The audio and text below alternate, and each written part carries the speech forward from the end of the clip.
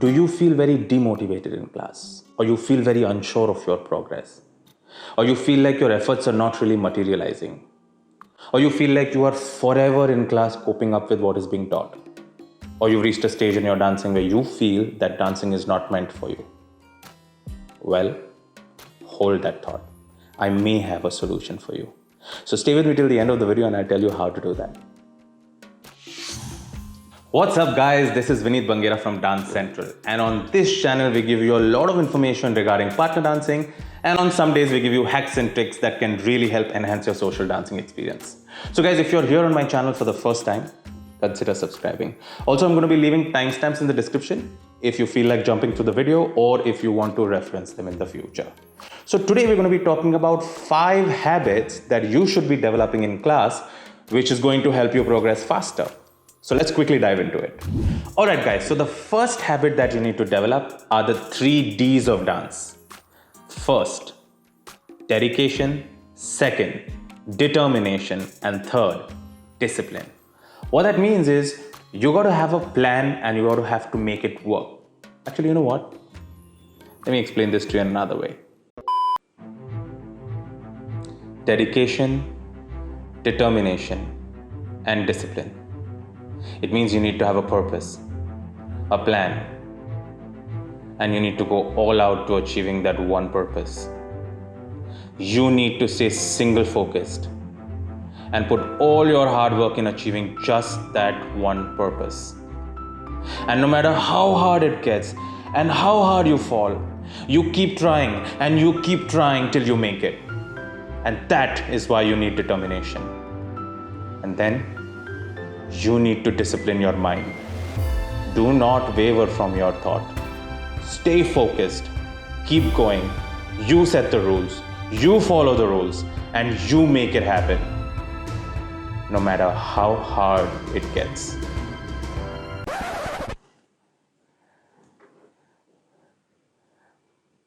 Yeah. Alright guys, so habit number 2 is to practice immediately. Of course, everybody will ask you to practice, but I'm encouraging 2 things to you. One is to not just practice, but to make sure you practice right. And the second is to practice immediately. Now, what do I mean by that? Now, I see this a lot of times in my classes where students come in a bit early before their class just to recap what has happened in the previous class. And they're busy discussing, oh, you know what? I think that was the step. Or, this is how it was done. Oh, no, he actually said that. And half of the time goes in figuring that out. So basically the productivity is affected. And then when I ask them in class, they have excuses that, oh, I was busy through the week. I had a lot of work. It was a jam-packed week. And in my eyes, those are excuses. But I understand that dance may not be a priority for you. And you guys may be working professionals, so you guys have other things to do. But how I see this is that if you are willing to give 15 minutes of your life to dance by coming early, then I suggest you take that 15 minutes and you spend it after your class that already happened before. Is that making sense? Which means if you are doing a class right now, then take that 15 minutes and spend it immediately after your class. Recap it, restructure it, and that will help you retain the information better. Is that making sense? Instead of you coming into the next class and then trying to figure it out, use your 15 minutes very wisely. And that is why I say practice immediately. So alright guys, habit number 3 is to start taking notes, make a journal, and stop recording videos in class. This mindset needs to change, guys. Most often students enter the class thinking that, even if they don't get anything correct, they have a video to fall back on. Quick question. How many of you actually look through those videos? So guys, I'm a little old school over here. Back in my time, we didn't have that privilege of social media or even having a smartphone for that matter to record videos. What we would do is we would actually journal them. The combination, the theories, the concept, we would put them in a book. And the only way we would get them right is by practicing the hell out of it. So this is the principle that I use in my classes as well. I don't give my students videos. What I encourage them to do is to journal them, practice them. And once I feel that they've gotten it right, then we shoot a video as a reference material. We use those videos to remember that this was a particular content we had covered in class, just for the sake of reference. But we don't use those videos to learn off, if that made sense to you. Yeah. Also guys, so if you're liking the videos, please do hit the like button. It will only motivate us to make more videos like these. And I also would love for you to show some love to my backend team, which is Hensela and Joe, because these are the guys who sit on the backend and make these videos happen for me. And I want you to show them love. All right, guys. So habit number 4 is to have a goal, to have a plan. Yeah. And I keep saying this, if you are going to walk into a class and have no plan, then what exactly are you there for? And you need to have 2 kinds of goals. Yeah. The first goal has to be a big one. And the second goal has to be smaller ones that effectively build up into the big one.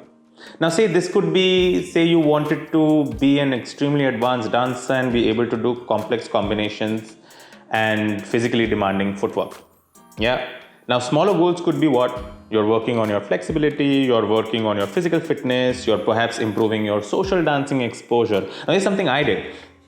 When I would go to the social floor, I would make sure that I was practicing what I had learned in that very week. And it was a single-minded focus. I would not be like, let's just dance. I had an idea, I had a focus that this is what I'm going to practice today. So then what happened in my head is that there were 2 compartments that got created. One is where I practice the new content and I keep filling that. And then as I would practice all of that and get it right and perfect it, I would move them into the sorted compartment. And over time, my sorted compartment started growing, which means my vocabulary started growing. And I got so comfortable and confident with that because I was so well rehearsed and well practiced that I was able to play with any of the steps. And that effectively gave me the confidence to then try complex and challenging combinations. You see the ladder? That's what I did. And that is the only thing that helps you becoming, a better social dancer if you have a goal, if you have a plan. And while I say that, guys, last week I uploaded a video where I show you 5 things you're not supposed to do on the social floor. It should be flashing on your screen right now. So at the end of the video, do check it out. All right, guys, down to the last one. Habit number 5. Learn to ask questions. This is everything, guys. You have to learn to ask questions. Now, these questions could be of any type. It could be related to your goal. Maybe you've been trying to attempt a split and you wanted to get that in like 60 days, but now it's like almost 3 months. So ask your teacher, what is going wrong? How can you better the progress? Or this could be related to social dancing. Maybe you are attempting a particular combination that you learned in class or some content that you are trying to improvise on the social flow and it's not working out. Go ask your teacher that this is what I was attempting and this is what I got. What went wrong? Or this could be plainly related to growth, which means you are in class, your teacher is teaching you something and you ask them a question. Okay, why is this supposed to be done this way? What is this? And I had explained this in my previous video about the importance of questions. Whenever you are learning with your teacher will always explain to you what is to be done and how it is to be done. But it is your job as a student to always ask the whens and the whys. Remember, so if you are going to be the student who asks questions that why should this be done like that? Or when is this supposed to be done? When is a good time to apply this? Or why should we do this and why should we not do this? You will seriously grow as a dancer. Did that make sense? So guys, before we wrap up the video, I'm going to leave you with one helpful tip. Hear me very carefully. If you haven't got what you were aiming at, then the effort you have put in is not enough. Now, a lot of you may disagree with me over here by saying that, at least I tried and, I gave it my best shot or this is all I could do. And that right there is an average dancer mindset because you give yourself reasons for not having to achieve greatness. And that in my dictionary is called an excuse. As simple as that. And the best way to explain this, I'll give you an example. Say you are giving an examination and of 100 marks and the passing is 35. If you score a 33, you still fail. The effort was not enough. Now, could you have tried harder? Of course you can. Should you have tried harder? Of course you can. But you need to build that habit. So guys, I hope you liked the video and please let me know in the comments below the habit that you actually found very useful and why. Guys, to learn how to use your time effectively is a skill set or a habit that everyone is developing these days because they want to progress faster. So I ensure you that if you apply these 5 habits in your dancing life or even in your daily life for that matter, you will see an exponential growth in your progress graph. So be patient, stay disciplined, keep working hard and see progress every day. Also, I want to encourage you to take a look at the 2 videos that have just popped up on your screen if you haven't already checked them. You can do that by clicking them or tapping on them. And I cannot wait to see you in the next video, guys. Peace.